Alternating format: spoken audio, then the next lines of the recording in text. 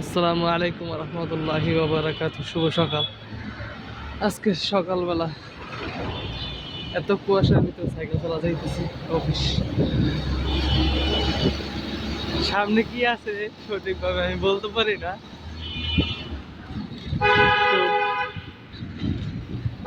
ধারে আসলে দেখা যায়, একটু দূরে গেলে কিছুই দেখা যায় না। এত কুয়াশা, আল্লাহ, এই প্রথম আজকে এত কুয়াশা হলো ঢাকা শহরে।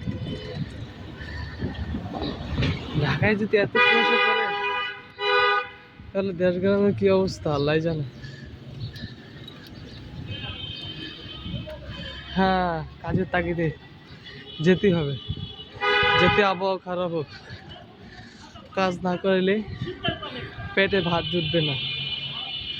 দুমুঠো ভাত জোগাড় করতে হলে আমাদের কষ্ট করতেই হবে।